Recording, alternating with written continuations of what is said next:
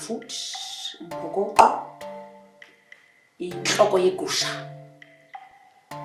manqina inkukhu, mola mokgothu, ikofu tata wam wayiphunga ikofu, imurkofu. Ndiyaxhentsa entlombini. Storytelling, I listen to audio all the time.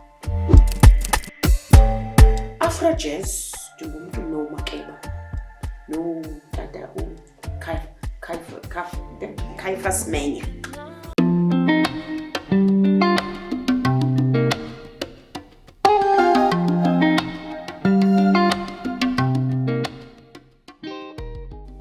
Naledi zanele intombi zamampondomise is number 4 of 7 children, and I was born in Cape Town, eNyanga. I had extremely good teachers, but I also had extremely bad teachers from that experience. I also saw the difference between my school and the school down the road, which was a government school. So those parallels were drawn for me very early on. We were raised to be thankful that we attended this school. We were raised to think that we are different or there's something special about us because we were in this school, while the rest of the children in the township that I came from attended the government schools. So my conviction and being very resolute of being a public, official or public servant, came from that experience that it doesn't have to be like that. We must change that. Ilight gas yayo ibeke ice ngaphezulu sizawuqada iice. Sizawuthini? Sizawuqada iice. Sizawuthini? Sizawuthini? Sizawuqada iice ngoku. Sizawuthini? Yo. Liyo. Sizawuthini? Sizawuqada iice. My journey with the preoccupation on the issue of language started when I was teaching science at a primary school in Nyanga in Cape Town. As a science teacher, you spend most of the time doing experiments and preparing for classes, and it never dawned on me that I was teaching, but there wasn't much learning happening. So the difference between teaching and learning was what drew me to the work that I do. Because I noticed that we would do all the work and children would understand what was going on because there was trans-languaging happening between myself and the children. But when it was time for assessment, it was a completely different story. Curious about what was it. And I only understood what was it when I was sitting at UCT, because I was doing my further studies there. I understood for the first time that it was not the children, it was the system. And from that point, I never looked back.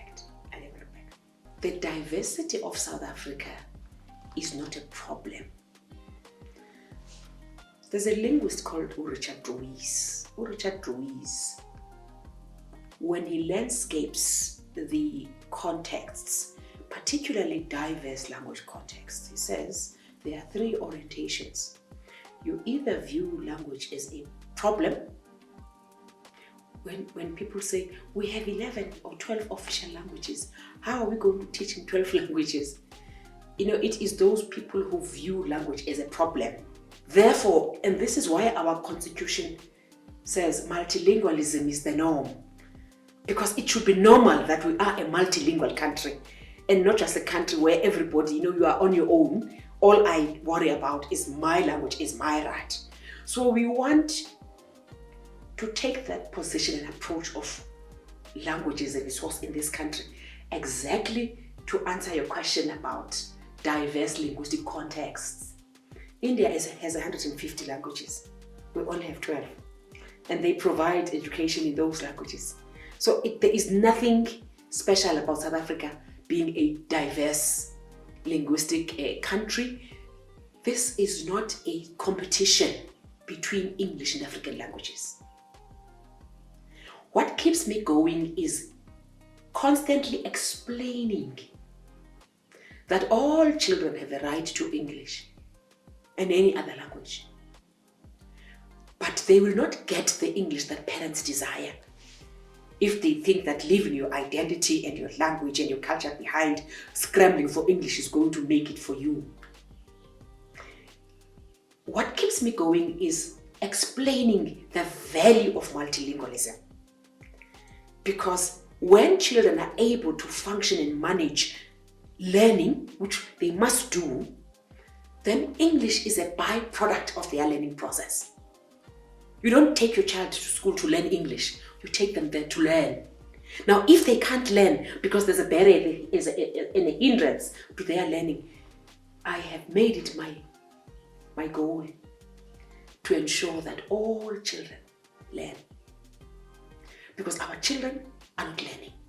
They're dropping out of school, particularly in grades 4, when black children change the language of learning and teaching grade 4. You go to rural areas, you go to townships, you see these shacks coming up, you already know that this is a product of a system that is not working for black African language children. And until a time where we understand how children learn, I cannot rest. And this is what keeps me going each day to continue. I enjoy working with young people. I worry about the poverty of ideas and the poverty of a generation that has one lens. You see, the fact that we have not dealt with the remnants of systems of repression in this country and on the whole continent has left young people with one lens. It was a lens that we had when we were young. It is a lens that has worsened now with just one way, one stereotypical way of summarizing how things are.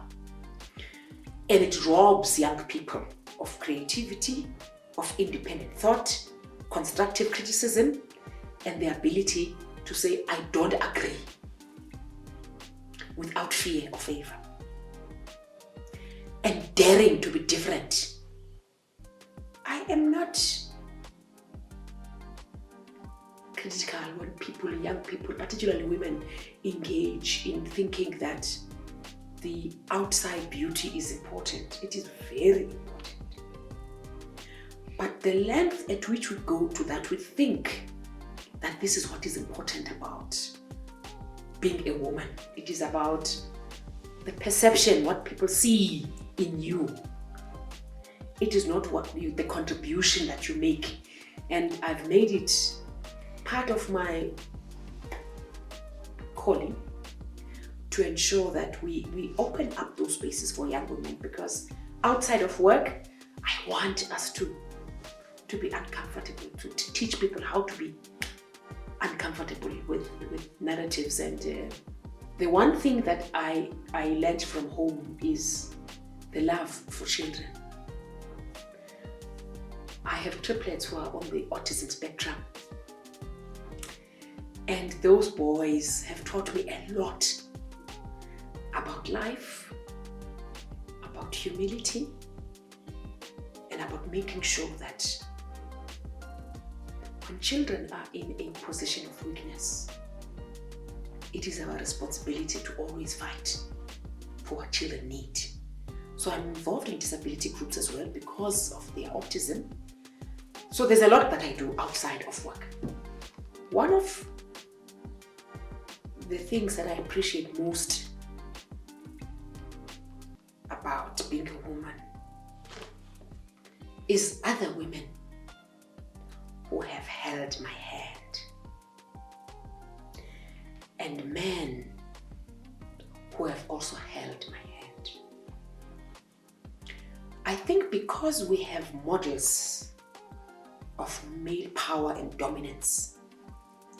We want to become like that when we assume positions of power.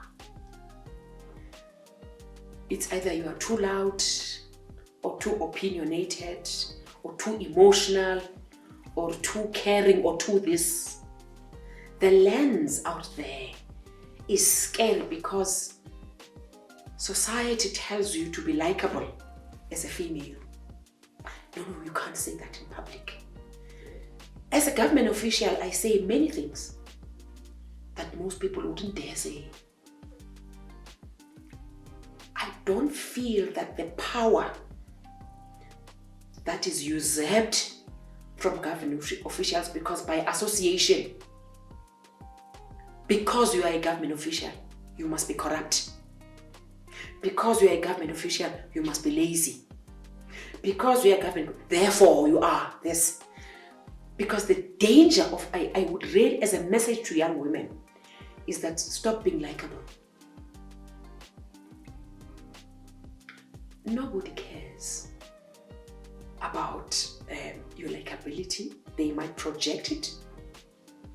And the same people that you want to project your likability to will be the same people who put you through a sieve of whether this is genuine or this is fake. So don't worry about the fake identity that you assume. Be you. Number 2, make mistakes. It is very important. If you don't make mistakes, you are not going to make any impact, because it is in making of that mistake, of those mistakes, that you will learn. Number 3, ensure that you spend time learning.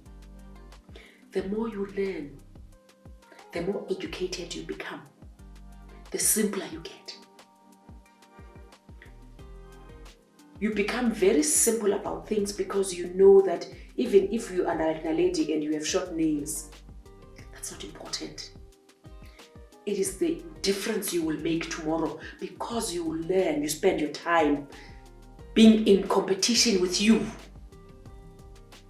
Number 4, make sure that you have time for yourself more than anybody else, because the mistaken boxing of women to be everybody else's carers while not taking care of yourself, it will show to other people that you are not well taken care of. And there's nothing that is so difficult with working or with managing or with living with a woman who is not at peace with who they are. While you make your mistakes, forgive yourself and move on. Lastly, family is important.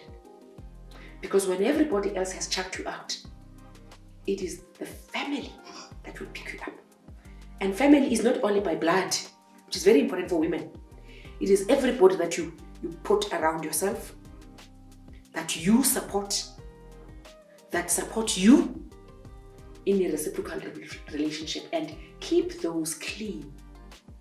And if they say to you, this is not okay, learn to listen. Being on a perpetual listening tour is the best part that I would advise young women, particularly who are still in education, because all the education policies and changes and theories, they change all the time.